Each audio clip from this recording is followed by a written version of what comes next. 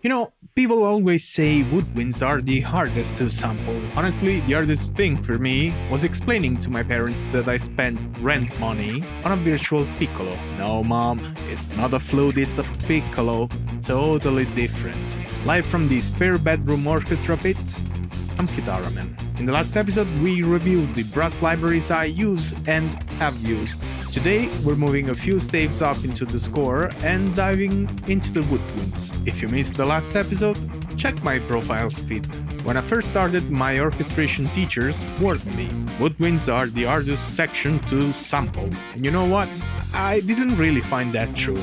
My first stop was the Kontakt factory library, then Symphony Essentials. Then I graduated to Symphony Collection, plus the piccolo from the Kontakt factory library, because apparently piccolo is always DLC. Honestly, aside from the missing piccolo, I had no real complaints about Symphony Collection. But then, as it often happens in this field, I got bitten by GAS, Gear Acquisition Syndrome, and sadly there's no affordable cure. Guess what?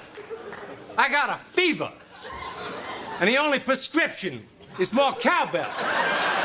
Yeah, that checks out. After a brief detour with the free Alpine Instruments project, I set my sights on Chris Hines' Orchestral Woodwinds collection. As with brass, I booked a test session through Best Service and ended up buying it.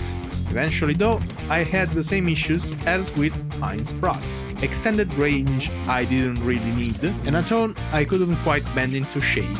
So I moved on.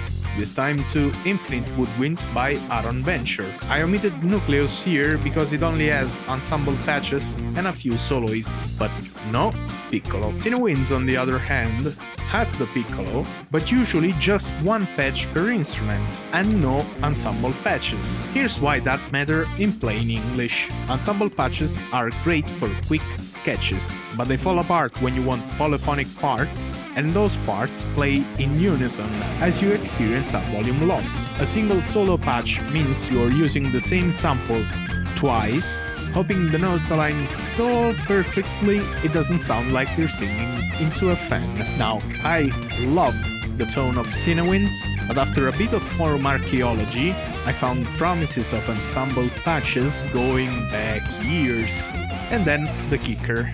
Cinesamples dropped Kontakt development altogether. No ensemble patches, no template spot. So I did what I had done for Infinite Brass. I shaped Infinite Woodwinds until it came close to the Cinewinds sound. Then I went looking for a good ensemble library to speed up sketching, and I landed back on Symphony Collection. Recently, I've been eyeing Nucleus again, since it's much lighter on memory, but for now I'm sticking with Symphony for the same reasons I already explained for brass. Features matter more than saving resources. If my computer has to bite the bullet, so be it.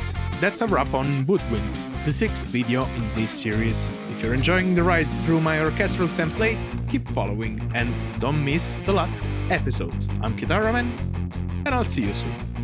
Ciao!